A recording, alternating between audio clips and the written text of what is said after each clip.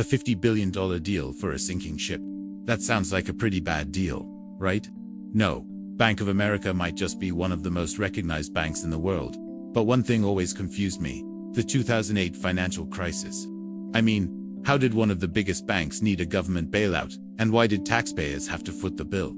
So let's tackle that question. In this video, we are going to explore just how Bank of America ended up on the brink and what the government did to save it. So buckle in, it's going to be an interesting one. So before we go into the details, there are a couple of basic facts that we should be using in this video. The financial world of 2008 was a mess of complex instruments, but for our purposes, we'll focus on a few key terms.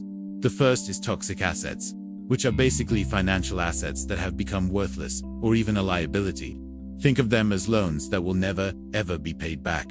The second is TARP, the Troubled Asset Relief Program, which was the government's $700 billion fund to buy up these toxic assets and inject cash into struggling banks. By the way, financial experts are supposed to be so smart and efficient, so their choice to build a global economy on these shaky foundations always escaped me.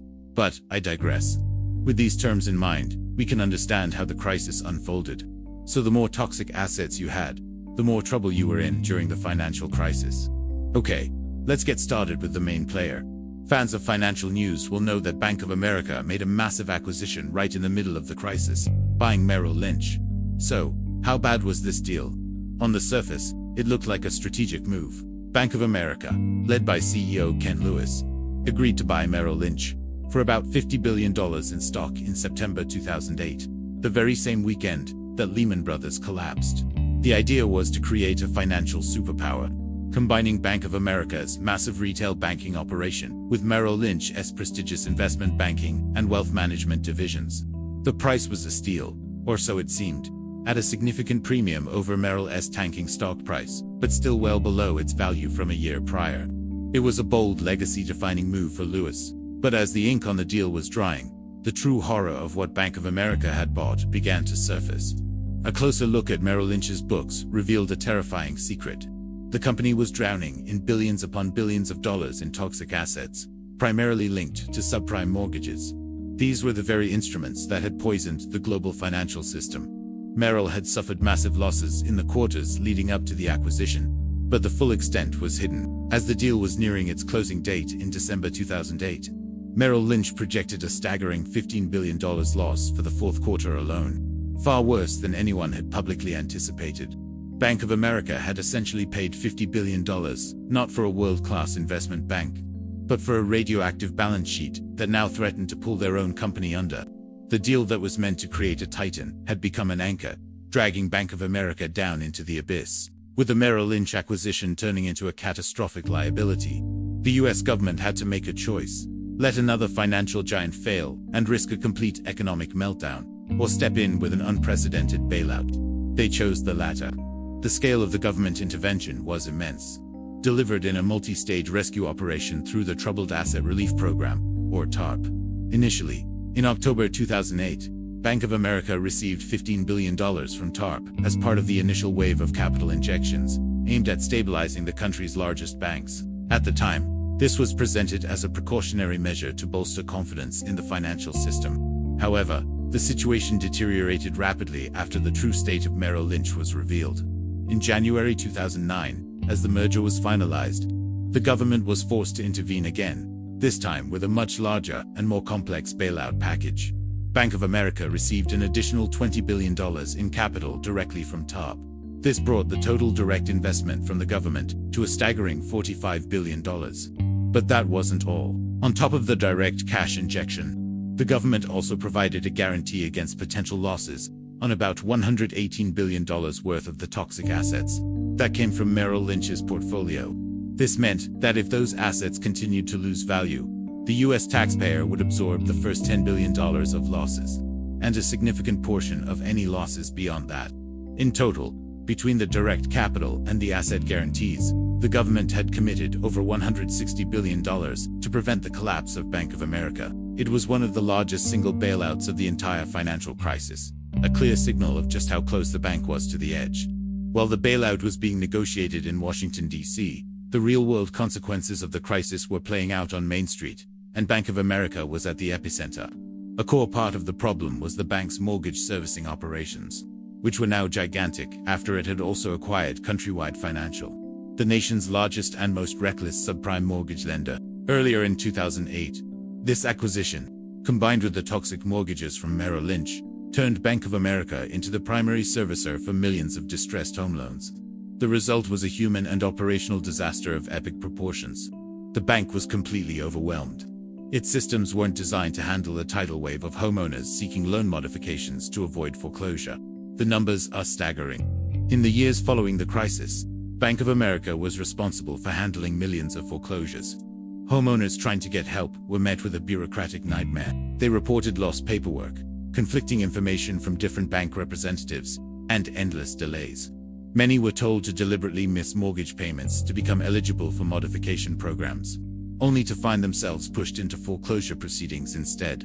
The wave of customer complaints was unprecedented. State and federal regulators were inundated with stories of wrongful foreclosures and abusive servicing practices. In one infamous instance, bank employees were found to be robo-signing thousands of foreclosure documents a day without verifying their accuracy, a practice that was illegal and led to people being kicked out of their homes based on fraudulent paperwork. Bank of America became the public face of the foreclosure crisis, a symbol of a financial institution that had been bailed out by the public while appearing to victimize that same public. Amidst the chaos of the bailout and the foreclosure crisis, another story captured public fury: the issue of executive pay. While taxpayers were pumping billions into Bank of America to keep it afloat, and millions of Americans were losing their homes, the bank's executives continued to receive substantial compensation packages. The most prominent figure was CEO Ken Lewis, the architect of the disastrous Merrill Lynch and Countrywide acquisitions. Despite overseeing the decisions that brought his bank to the brink of collapse, Lewis's compensation remained a point of major contention. Although his pay was reduced from its pre-crisis highs, the fact that he was still receiving millions while the bank was on government life support sparked widespread outrage. The public perception was one of a rigged system. Wall Street executives were being rewarded for failure, privatizing their gains during the boom years, and socializing their losses onto the taxpayer when their bets went bad. This anger wasn't just directed at Lewis. The controversy extended to the bonuses being paid to traders and executives at the newly acquired Merrill Lynch. Even though Merrill had posted colossal losses, Bank of America, with the quiet approval of federal regulators, had allowed Merrill to pay out billions in bonuses to its staff right before the merger was finalized. When this news broke, it was seen as a slap in the face to the American public.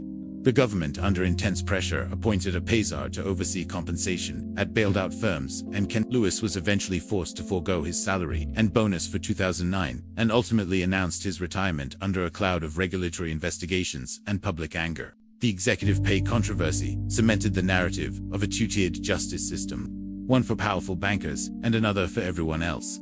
So after all the drama, the bailouts, and the public anger, did the government actually get its money back?